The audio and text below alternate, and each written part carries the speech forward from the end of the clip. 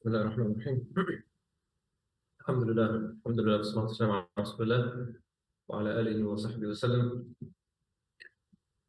إن الله وملائكته يصلون على النبي يا أيها الذين آمنوا صلوا عليه وسلموا تسليما.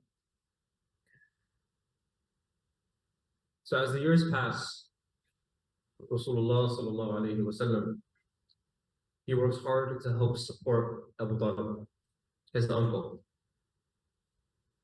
Now Rasulullah sallallahu alayhi wa sallam himself was an individual who was never inclined towards materialism, never inclined towards wealth. It just wasn't part of his personality. And more so, being the messenger of Allah, his life was to implement the ayah that the hereafter is better for you. Now in society, we often have one of two extremes. Rasulullah ﷺ warned us about bouncing between these extremes. However, the human reality is that one extreme breeds the other. You see all the discourse on social media right now, it's basically this principle summed up. One extreme breeds the other. Just because one extreme is wrong, people automatically assume that the opposite extreme means that it's correct. Or in order for me to combat one extreme, I have to align with the opposite extreme. But Islam teaches us balance. It teaches us wisdom because it's divine. It's not extreme. And so one extreme is materialism, an obsession with material things, and how money is the basis of everything, how the value of people is based on money. My value is based on the clothes that I wear. The car that I drive determines my value. How much I have in my bank account determines my value. If I don't have $1 million in my net worth, then I'm worthless. That's one extreme. The other extreme is when we misinterpret religious injunctions to say or mean that money is 100% absolute evil. Money is 100% absolutely unnecessary. Everything in the dunya sucks. It is absolutely necessary. And the only way to practice our deen is to sit in the masjid, put the tasbih around our neck, and do dhikr for the rest of our life until we die. And if you go out to work in the morning, you try to feed your family, you try to be a responsible, mature human being, then that's dunya and you're obsessed with money. And the reality is that Islam emphasizes that balance. And Rasulullah's life is an example of that balance. So the Prophet Muhammad, who was raised by Abu Talib, was a zahid, someone who wasn't inclined towards money. And we see the same thing in the Prophet's life. And this balance was able to be done because Rasulullah, he had his heart connected to Allah subhanahu wa ta'ala. So much so that everything that he did, even when it came to making money and getting wealth, no matter what he did in his life, he was still connected to Allah while he was in that process.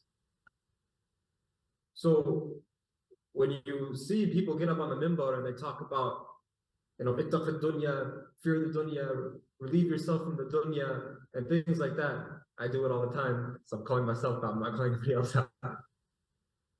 There's a reason for that. The reality is, ideally speaking, we are at the level of the Sahaba and Prophet ﷺ, where they can be connected to Allah while they are doing their worldly mundane tasks. But unfortunately for us today, we have to step away from the worldly mundane tasks in order for us to connect to Allah subhanahu wa ta'ala. So if we're aware of this, we can strive to be like the companions and be like the Prophet ﷺ and find that balance in our lives, inshallah ta'ala. Now, having said that, when time came for the Prophet ﷺ to move into the adult phase of his life, his first concern was making a living because that's the responsible thing to do. That's how you support a spouse. That's how you support a family. Who feeds us? Allah subhanahu wa ta'ala does. Allah feeds us, Allah clothes us, Allah shelters us, quenches our thirst. Nobody denies that. But there's a means to everything. And the great scholars who specialize in spirituality, they often used to say, someone who sits around saying, oh, Allah will take care of it, it's not practicing tawakkul. Instead, it's actually a sign of laziness, which is a disease of the heart. Laziness is a disease of the heart. The Prophet ﷺ, every morning he would make dua. Allahumma inni a'udhu bika min al-ajzi wal-kasal. Oh Allah, I seek your refuge from laziness. Every morning he would make this dua. It's a bad quality.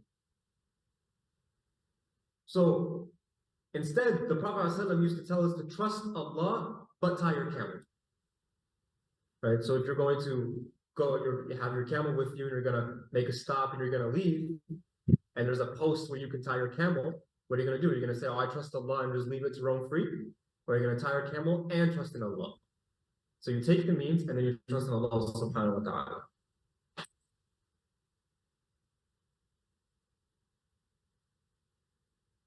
In another narration, Rasulullah actually says that I condemn the person who is lazy, who doesn't do anything, who doesn't try to utilize the means to accomplish anything. Instead, the one who just says, Allah will do it.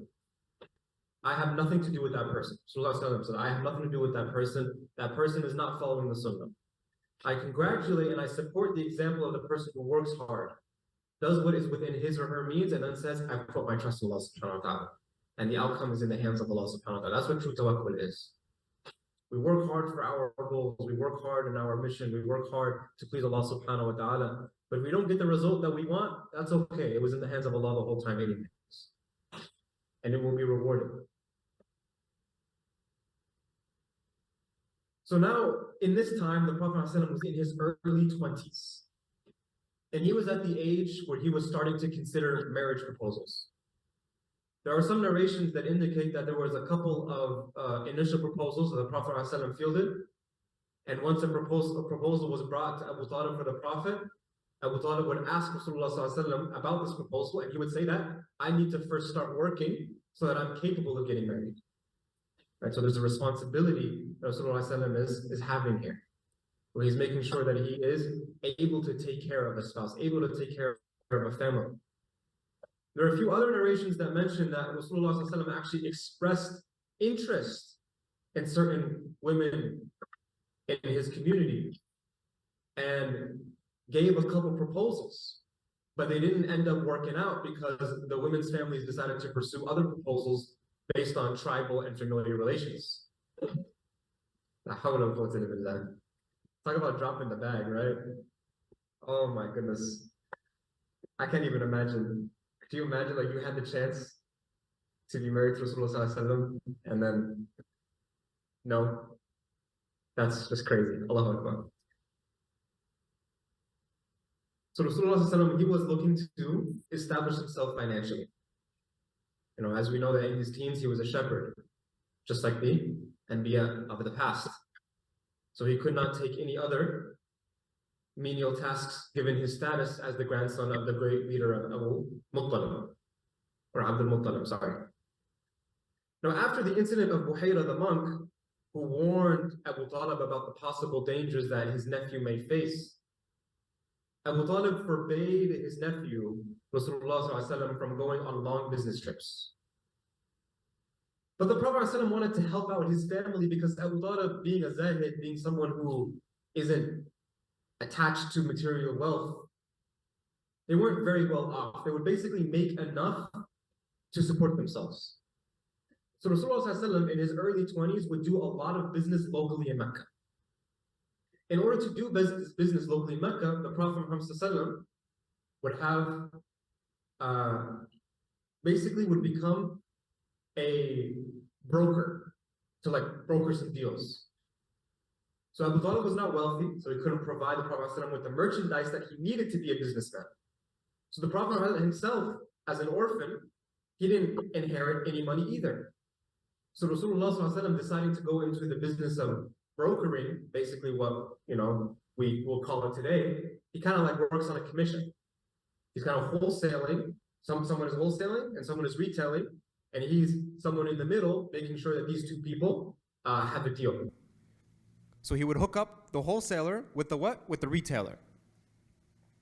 So in his early days of doing business, this is how he would get money. And so the Prophet ﷺ had a partner. His name is As-Sa'ib ibn Abi Sa'ib, also known as Abu Sa'ib. And they were able to make money for themselves and build some seed money for themselves. Now, Abu Sa'ib, he was a very honest and noble businessman himself. And so Rasulullah sallallahu alaihi wasallam, he built a reputation as a honest businessman, a Sadiq al-Amin. 20 years after prophethood, almost 40 years after doing business with Abu Sa'ib, the son of Abu Sa'ib, Abdullah, accepted Islam. And so when the Prophet Muhammad sallallahu alaihi wasallam arrived in Mecca during Fath al-Makkah, he actually met his old business partner in the city. And they began to reminisce about the old days when they used to do business together. And Rasulullah ﷺ offered Abu Sa'ib a compliment and said that this is the best business partner I've ever had. La yushari wa la yumari. That he would never undercut someone when doing business. He would never cheat. He would never lie when he was doing business. And the same goes for the Prophet ﷺ. This was the character of Rasulullah ﷺ. And also the character of Rasulullah ﷺ was an individual, he would remember people. 20 years later, right? You remember the good of people. You can't give compliments to people. So Abu Sa'ib wasn't even Muslim at this time, and he accepted Islam later on. But the Prophet ﷺ remembered his business partner after all this time, more than 20 years later. Right? Gives him a shout out.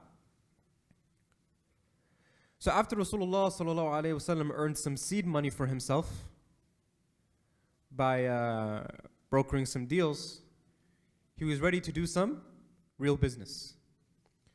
So he went to his uncle Abu Talib and persuaded him to be able to go make an actual business trip. One narration says that the Prophet Muhammad ﷺ went on his first business trip on behalf of his uncle when he really established a reputation for himself as an honest man. There's other narrations that tell us that when Rasulullah ﷺ was 25 years old, there was a caravan going from Mecca to Sham, and there was many people that gathered together in order to go on this journey. So similar to the journey that he took when he was a young boy, when he met Buhayra the monk. In those days, wealthy people didn't take their own money. What they would do is they would have a trusted family member or hire someone else to make investments for them. Go buy and transact for me, and then come back and come with the profits, and then we'll, divvy up the profits properly. But in order to do that, you needed to find someone that you trust. Because you can't see in your bank account whether your numbers are going up or down. You're just you're giving money to an individual. He has to go make sure that he protects the wealth on his journey, which is very dangerous. He doesn't get robbed. And then on his way back after a successful business trip, he's not pocketing money for himself and lying to you, cheating and stealing, and et cetera, et cetera. So you really have to find someone that's very, very trusted. Someone who is Sadiq. Someone who is Amin. Someone who is like the Rasulullah sallallahu alaihi wasallam. So there was this woman. Her name is Khadija bint Khuwaylid radiyallahu ta'ala anha. The greatest female companion of Rasulullah sallallahu alaihi wasallam. And she was in search of someone to take her wealth to Syria, to Sham. Now Khadija, radiallahu anha, she got married multiple times before. And she also had a father who passed away, according to the majority of historians. She also had a father who had passed away. So, essentially, because she married twice and had a father that passed away, she inherited money 3 times. So she was loaded, to say the least. She had a lot of money. Now, her first marriage, she married someone by the name of Abu Hala ibn Zurara. And from Abu Hala ibn Zurara, she bore 2 children. A son, Hala, and a daughter, Hind. Now, following Abu Hala's demise, she married another individual by the name of Utayq ibn Abid al-Makhzumi, and bore a 3rd child who was also named Hind. Now, Utayq also died, and he especially left her a very handsome inheritance. So Khadija wanted to send wealth out for this big trade campaign that was about to happen. She wanted to make a big investment and make a lot of money out of it. But as we mentioned, she's looking for someone that she can trust. So people began to tell her, there's this young guy. His name is Muhammed ibn Abdullah. He's up and coming. Right? He's won Rookie of the Year.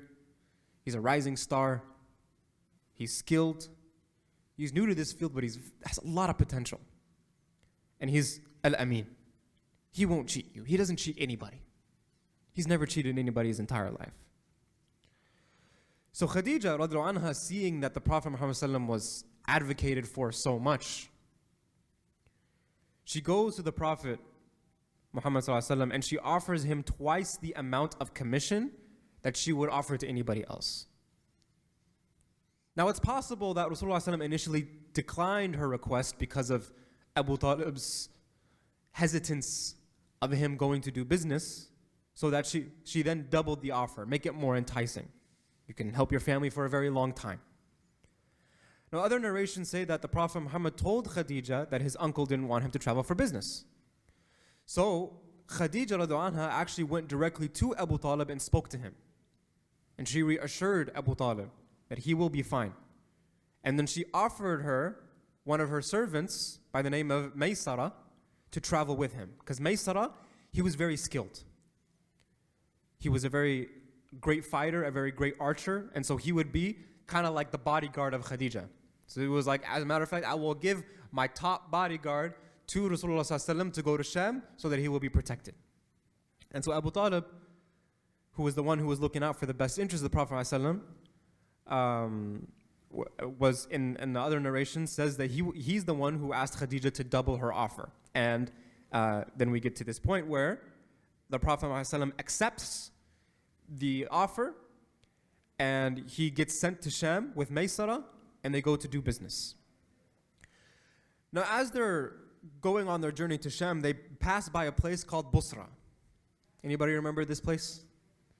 Yeah, what is this place? But like, what's significant about it? The Prophet ﷺ went through this place before. We talked about it before. Buhayra, yes, good. So this is where Buhayra the monk was, right, when he was a young boy. And they paused, similar to the same story. It's kind of a similar story, but it's different. Where Rasulullah ﷺ took a break in Busra under a certain tree. And he sat under a tree. And there was a priest who rushed out and asked Maysara, who is this man? And this priest, it wasn't Buhayra, it was a different monk. And the monk is a priest by the name of Nastura, or in the English language, English tradition, is Nestor the monk. And so he goes and he talks to Maysara, and he says, who's this man who sat under this tree? And Maysara tells him about the Prophet Muhammad ﷺ, and then he says, only prophets of Allah sit under this tree. There's something special about this guy. You should be aware. If you ever have an opportunity to see him and serve him when he has received revelation, then you need to be by his side. So Rasulullah ﷺ and Maysara, they go to Sham and they start doing business. Maysara, he's narrating this story himself. And he says that the Prophet Muhammad ﷺ, one day, he was making a trade, and the individual that he was making a trade with, they started kind of doing a little bit of a back and forth, kind of negotiating a little bit. And so the guy said to the Prophet Muhammad ﷺ, take an oath by Al-Lat and Al-Uzza. So Al-Lat and Al-Uzza are idols that the Quraysh would worship. There are like three main idols that the Quraysh would worship. There was a lot of idols. They had hundreds of idols, but there was like three main big ones, right? أَفَرَأَيْتُمُ اللَّاتَ وَالْعُزَّى وَمَنَاتِ الثَّالِثَةَ الْأُخْرَى. So we have Lat, Uzza, and Manat, right? These were the three. So Rasulullah ﷺ is being asked by this guy to take an oath by Al-Lat and Al-Uzza, so that the person can feel that he is trustworthy and he is being honest. And so the Prophet Muhammad ﷺ, he said, I don't swear by those names. I don't know what, don't talk to me about those names. I detest these names. And so Maysara, when he saw this, he was quite amazed, actually.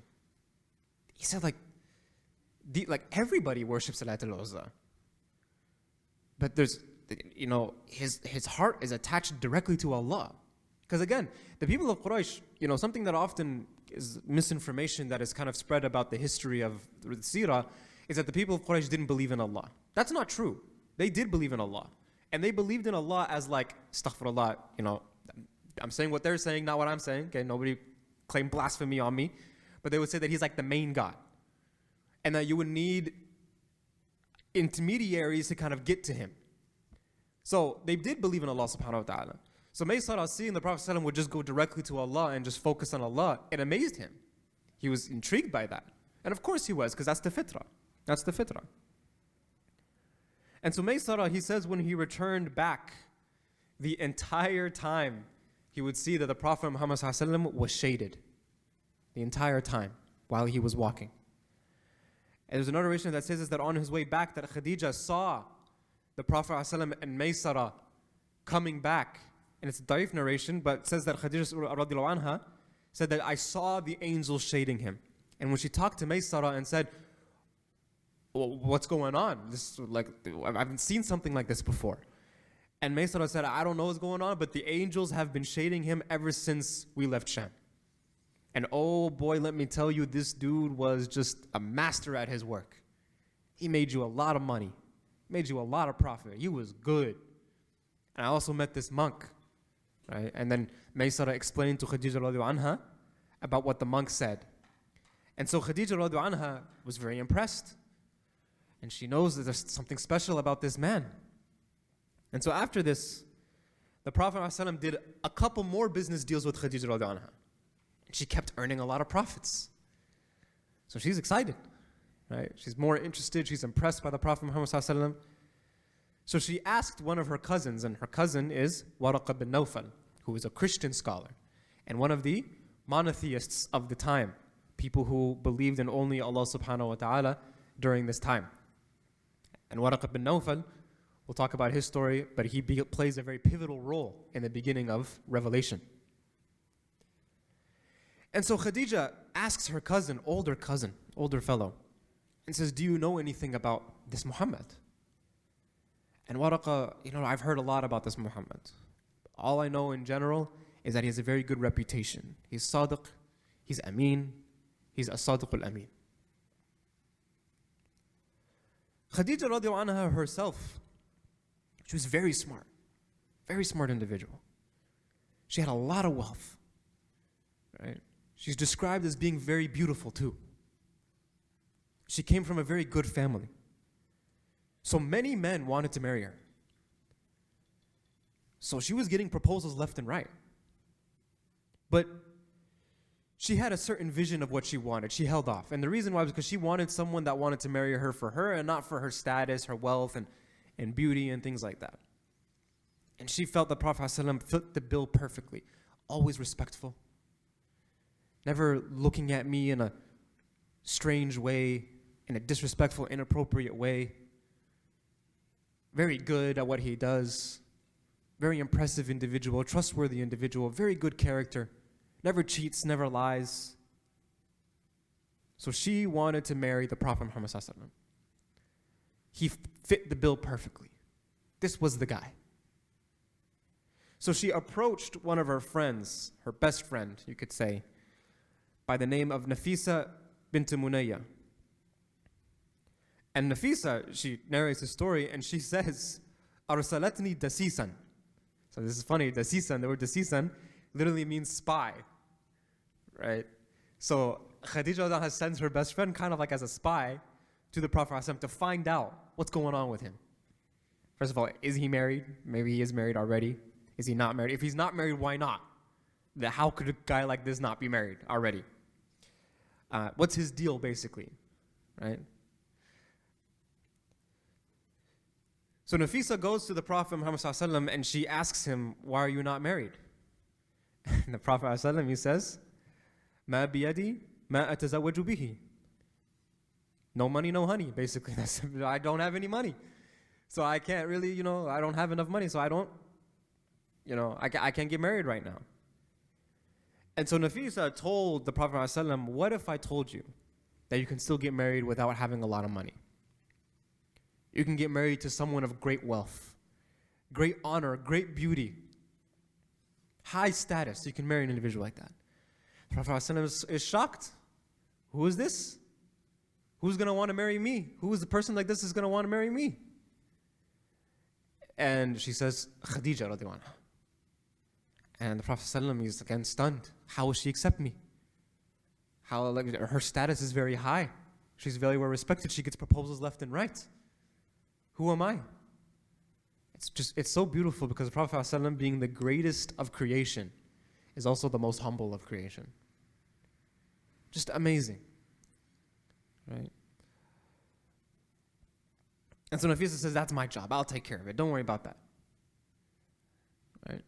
I just need to know if you're down. Prophet ﷺ said, well, if she's down, I'm down. And so Nafisa goes back to Khadija radiallahu anha and told her, he's ready to go.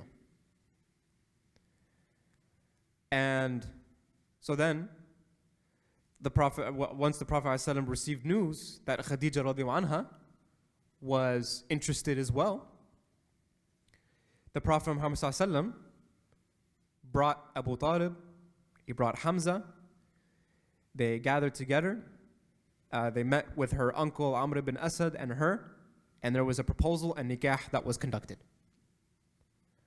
And so Abu Talib, he's the one who conducted the nikah himself. And he has this beautiful long speech that, I'm not going to go through the whole entire thing, but you can find it in Al-Bidayah wa Nihaya, this very long speech where Abu Talib is conducting the nikah and just praising his nephew. And in just he's saying, this nephew of mine, no one can compare to him. No one can outweigh him in honor, in character, in intelligence, in blessings. And wallahi, Abu Talib did not exaggerate at all.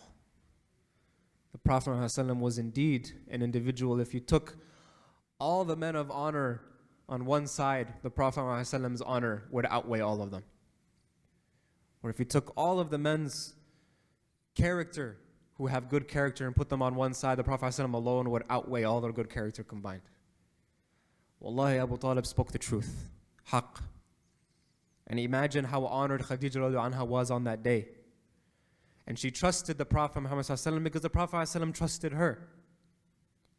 And Abu Talib says, even though this is a man who does not have a lot of money, it doesn't matter because wealth is a perishing shadow. Beautiful. Wealth is a perishing shadow.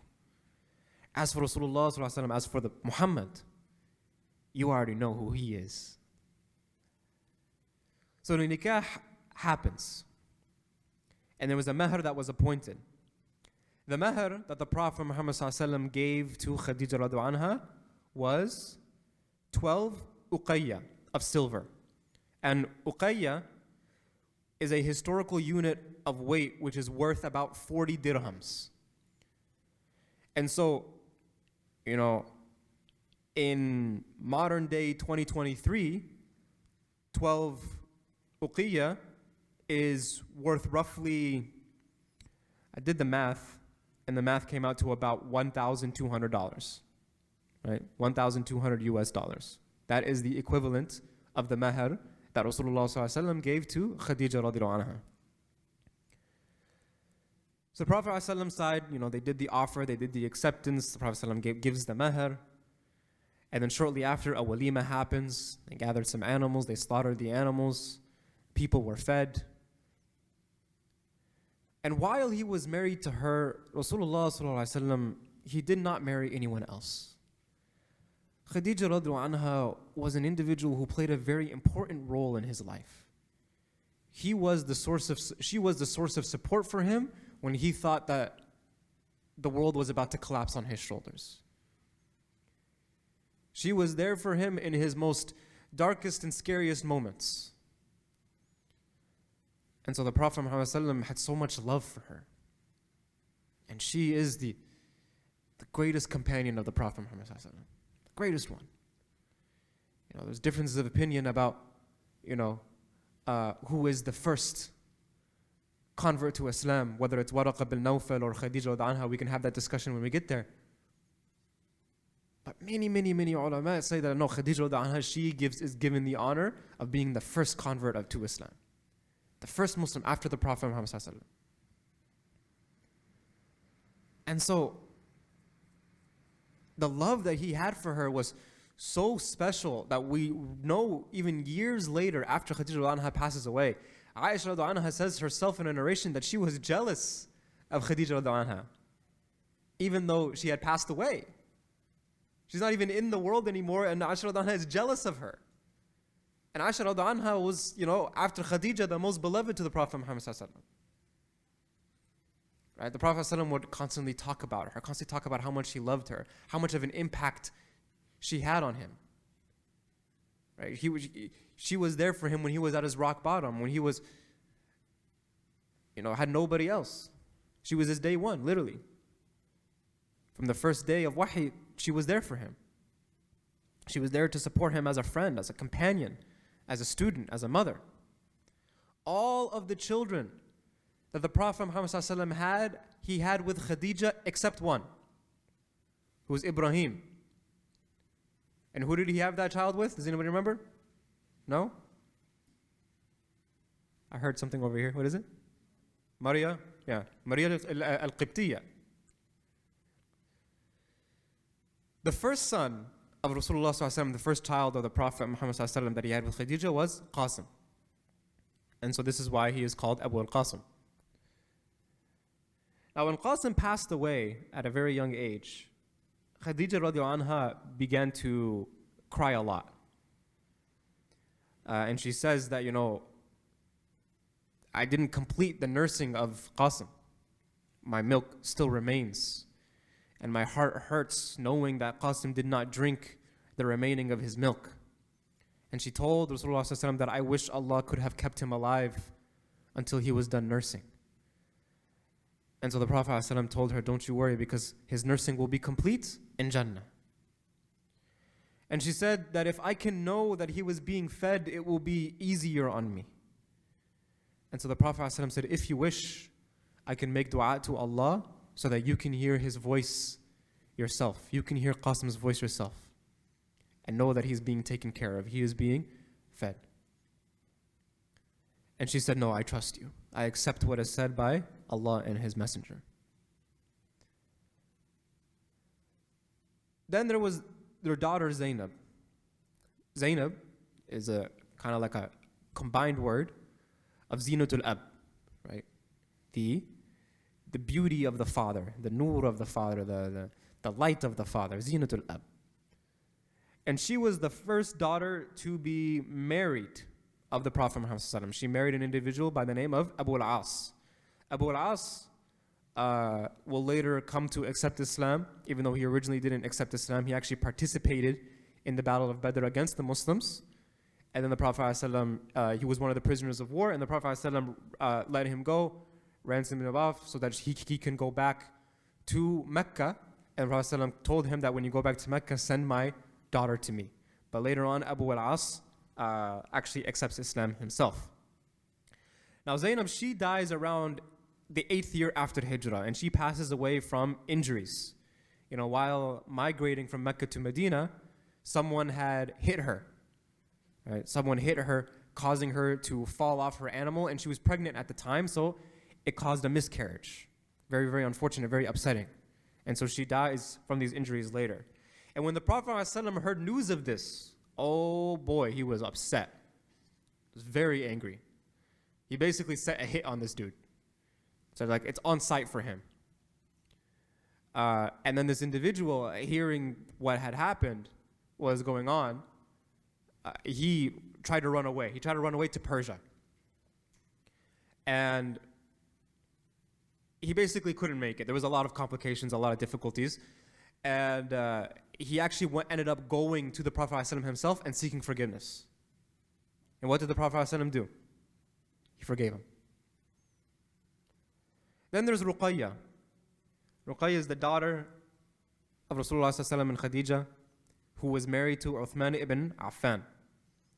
And Ruqayya and Uthman ibn Affan are going to be amongst one of the first people to migrate to Abyssinia and do hijrah to Abyssinia in the early years of Mecca, which we'll talk about inshallah when we get there. They had a child named Abdullah. Ruqayya, she passed away in the first year after hijrah during the Battle of Badr. So the Battle of Badr was happening. Before it was about to happen, Ruqayya was sick. Ruqayya had she was sick. So the Prophet ﷺ commanded Uthman ibn Affan to stay back and take care of his daughter and Uthman's wife, of course. And this will bring comfort to the Prophet ﷺ during the battle, so he doesn't have to be consumed wondering who's taking care of my daughter, and he can just focus on the battle or the task that is at hand. However, when the news had reached Medina that the Prophet ﷺ and the companions have won the Battle of Badr, at the same time, the companions were actually burying Ruqayya. She passed away during this time. So it was both a triumph for the Muslims, but it was also a very sad day for the Muslims. Because if it's a sad day for the Prophet Muhammad, it's a sad day for everybody. Then there's Kulthum. She didn't have a daughter named Kulthum. Her name is Kulthum. She married Uthman as well. She actually married Uthman as well. So after Ruqayya had passed away, Uthman ibn Affan married another daughter of the Prophet ﷺ, which is why Uthman, he gets the nickname Dhul Nurayn. Dhul Nurayn. That he is the one who has married the two lights. So the two lights of the Prophet ﷺ, Kulthum and Ruqayya. And he is the only man in history of the world who married two daughters of a prophet. Fatima radiallahu anha is the next child, and she was the heart of Rasulullah sallallahu alaihi wasallam. She is the leader of the women of Jannah. Kulthum, sorry, I forgot to mention, she passed away in the 9th year after Hijrah.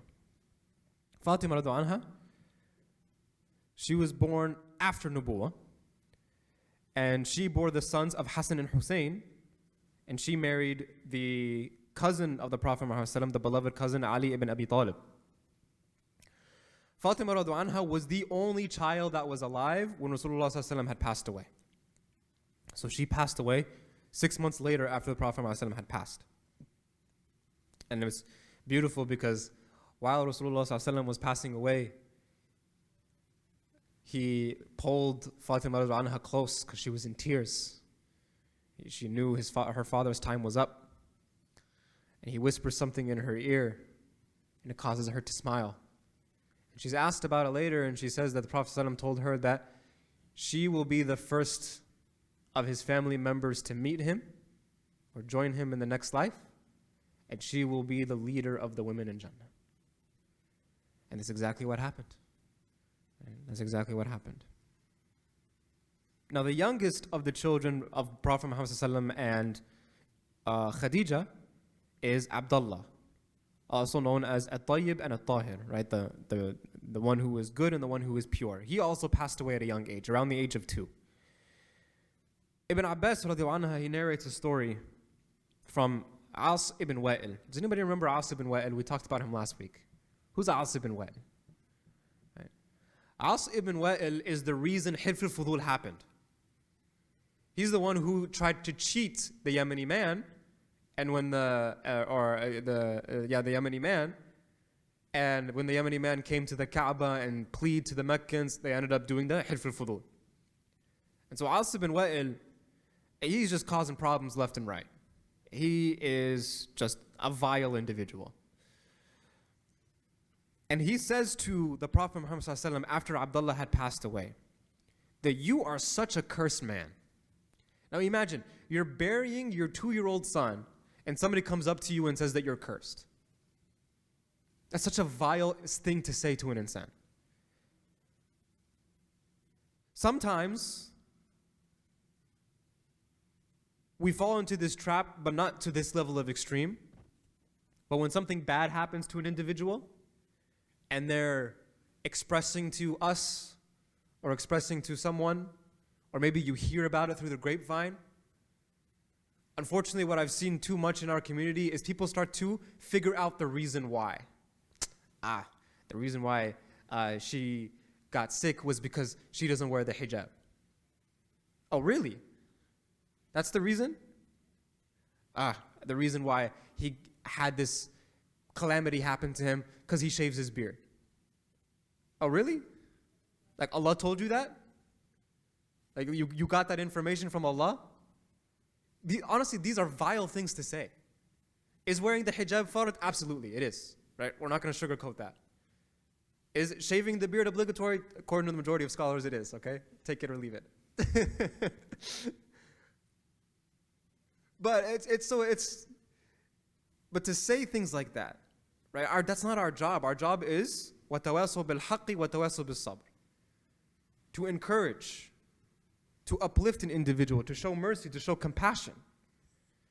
So Asib bin Wa'il, he's saying to the Prophet ﷺ, you're such a cursed man, you will be forgotten. All your children are dying, you will have no lineage, no one will carry your name. And those words hurt the Prophet Muhammad ﷺ. But instead, Allah subhanahu wa ta'ala says in the Quran, وَأَمَّا بِنِعْمَةِ رَبِّكَ فَحَدِّثْ. Talk about the blessings of your Lord. It's good to talk about the blessings of your Lord because it reminds you how much blessings that we have. And so the Prophet Muhammad ﷺ, when this incident had happened, sent Jibreel alayhi salam. Allah subhanahu wa ta'ala sent Jibreel alayhi salam to bring a smile to the Prophet Muhammad ﷺ's face. And he revealed Surah Al-Kawthar in this moment. This is the sabab al-nuzul. This is the reason of revelation for Surah Al-Kawthar. It's Asib bin Wa'il. Asib bin Wa'il did these vile things to him, said these vile things to him, and so this surah was revealed. Inna a'tainaka al-Kawthar. O Prophet, indeed we have granted you Kawthar. There's two interpretations here, two ways that we can translate this. Kawthar literally means abundant goodness. We have given you a lot. And so we have given you a lot of what? Children.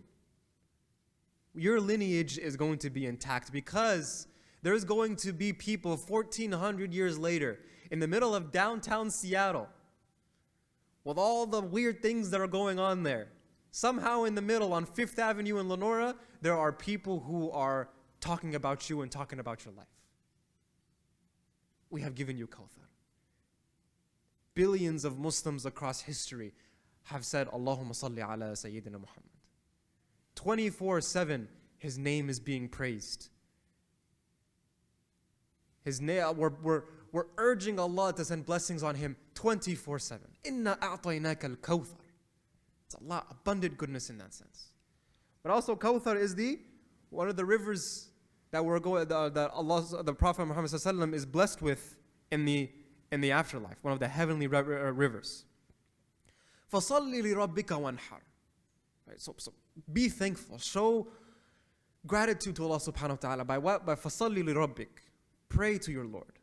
Wanhar. And sacrifice to your Lord. And when you sacrifice, you're supposed to give that sacrifice to those who are poor. So this is an act of gratefulness. Sadaqah is an act of gratefulness.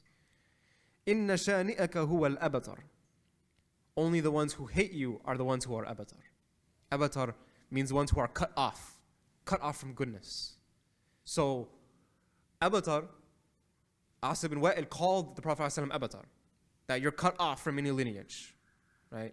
And your value, your status, your honor was often associated with your lineage. So therefore, he was calling him abatar. So Allah subhanahu wa ta'ala is the one who was coming to the defense of the Prophet Muhammad ﷺ and saying, nah, As, you got it all wrong. Inna shani'aka huwa al-abatar. The ones who hate the Prophet ﷺ, you guys are the ones who are cut off. Cut off from what? Goodness. You are cut off from any good. Allah subhanahu wa ta'ala.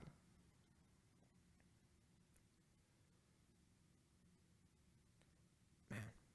Revelation is so cool because like the Prophet Muhammad ﷺ, there's these situations where he kind of gets in and Allah subhanahu wa ta'ala responds on his behalf. So imagine like Allah, the greatest, Ar-Rahman Ar-Rahim, the one who created you, the one who created the heavens and the earth, the one who has the 99 names that are not enough to encompass him. Imagine Allah coming to your defense. Right? This happened many times with the Prophet Muhammad ﷺ. Now, there's a difference of opinion regarding Khadija radiallahu anha's age when she was married to the Prophet Muhammad sallallahu alaihi wasallam. The most widespread view, the most famous view, is that she was 40 years old when she married the Prophet Muhammad sallallahu alaihi wasallam, and he was at the age of 25 years old. And it is agreed upon, there is consensus that they were married for 25 years. So if she was married to the Prophet ﷺ at 40 years old, 25 years, she passed away at what? 65 years of age. However, there are the likes of some ulama by the, Imam al-Bayhaqi, rahimahullah, Ibn Kathir, who have the opinion that she actually passed away in her 50s. And there's also other early authorities like Hisham al-Kalbi or al-Hakim, who narrates from Ibn Ishaq. So if you know these names, you'll know that these names are very heavy names in the tradition of tariq, the tradition of history, especially history of Seerah specifically, Seerah al-Nabawiyya. So, some of the most authoritative figures in this field actually hold the opinion that she married the Prophet ﷺ around the age of 28 years old. Right? Now, Allahu Ta'ala alam, it seems that the most authentic opinion is 28.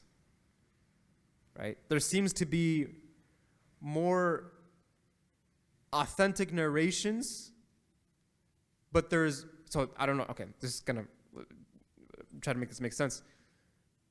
There are narrations for both, and there's a lot of narrations for both. There are more narrations for 40, but the ones that are 28 as a group are stronger than the 40. Does that make sense? So that's why you have this whole entire thing. Because in Mustalah Hadith, the science of Hadith, there is this whole entire debate about how much weight does a narration give when there is multiple corroborating reports as well. So let's say I have a weak narration, for example, okay? But there's like 10 narrations that are talking about the same thing and they're all weak. Does the fact that there is 10 narrations that talk all about the same thing increase it in strength, increase it in authenticity, right? And so there's a difference of opinion in this in Mustalah Hadith. So that's why you're gonna kind of see where this difference of opinion kind of comes from. But all alam, it does seem like that the most authentic opinions, the most authentic narrations do indicate that she was 28 years old. And this opinion, it also holds a lot of weight. It's plausible because, Khadija anha had 6 children with the Prophet Muhammad sallallahu alaihi wasallam, right? And for someone in their late 20s to have 6 children is more likely, it's not impossible for someone in the 40s to have 6 children, I'm not trying to say that, but it's more likely than someone in their 40s through their 50s. Wallahu ta'ala bisawab. Now, before we conclude, some lessons, inshallah, from these stories that we can derive. First is that the Prophet Muhammad, he did business, right? So business is, not a dishonorable field or anything like that. However, business has a lot of tricks of shaitan in it. It's very easy to get swept up in cheating people, lying to people. It's very easy to cut corners and you see like, oh, if I do this, nobody will know and my profits will increase by this amount of margin. There's a lot of that in the business field, right? It's all about like hustle and bustle and trying to make most money that you can possibly do. So therefore, being an honest businessman is a very highly rewarding thing. Rasulullah sallallahu alaihi wasallam said in Sunan al-Tirmidhi, Abu Sa'id, he reports that to be a honest and trustworthy merchant is to be with the prophets, the truthful, and the martyrs on the day of judgment. SubhanAllah, right? So honesty, right? Honesty, we talked about this before, but sidq, truthfulness, honesty is the most important quality of a Muslim. It just is. Because our entire tradition is reliant on honesty. That our scholarship, we were honest with each other. We have chains of narration to indicate honesty. There are specific fields of Islamic studies that are only focused on what? Determining whether someone is honest. Just entire fields just for that. So it's a crucial characteristic of a Muslim. The Prophet ﷺ is also an example of how to establish relations with people. You know, how when he took the time to speak with his old business partner during Fath al-Makkah. Right? Remember the ones who were there for you. Remember the ones who you struggled with when things weren't going well. Remember where we came from. Right? Another thing is that the number one priority for marriage is considering the person's character. What about deen? You forgot that one. No, I didn't. I'm going to say it again. The number one priority for marriage is considering the person's character. Rasulullah sallallahu alaihi wasallam and Khadija radiallahu anha, they considered each other's character. Deen is important. But the reason why character is at the top here is because one of the most important manifestations of deen is character. Deen can be outward, but not necessarily inward. So how am I supposed to know the person's inward state? But if he has good character, at least I know that we will be treated well. I will be treated well. Having good character, it is the bedrock upon which a successful marriage is constructed. It's the compass that guides us through the waters of life. It's the beacon that illuminates the darkest of nights. It's this shield from the storms that come down on us. Because beauty will fade with time. Wealth can be lost in an instant. And prestige is all a facade, which is very hollow. But character endures. It's the foundation upon which we build our lives. It's the measure of a person's integrity. It's a measure of a person's compassion, their strength. So when we choose a partner for marriage, you're not just selecting a companion for a fleeting moment. The goal is that you're choosing a co-captain for this voyage of life. You are selecting someone with who you will navigate adversity with. You will raise a family with. You will weather the storms of existence. And in those moments of trial and tribulation, it is character that will determine whether your marriage will be able to stand the test of time or whether it will crumble like a house of cards. Now, character is not about being flawless, not about being this perfect individual. It's about being resilient. It's about being self-aware, that you're someone who is committed to growth. It's about possessing the moral courage to admit when you're at fault, to learn from them, to become a better version of yourself. It's about having the empathy to understand and support your partner's journey in the same manner, even if your partner's journey may diverge from your own. It's about being trustworthy. It's about being loyal. It's about being dependable. That's what character, having good character, that's what it all is. And that's why it's all the bedrock of trust in a marriage.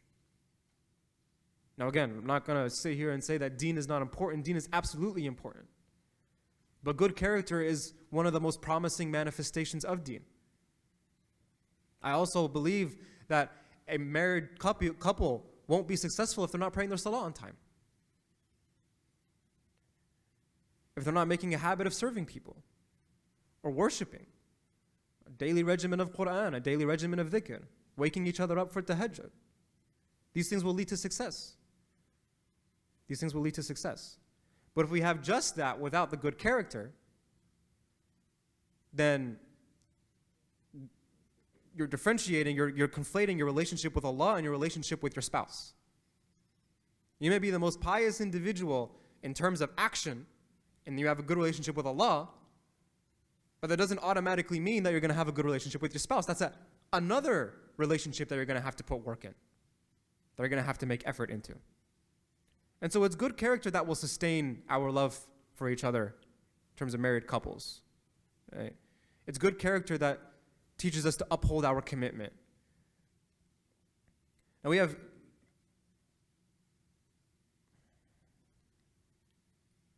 two extremes today, when it comes to marriage proposals. There is this social material qualifier, right? Which family does he come from? How good looking they are?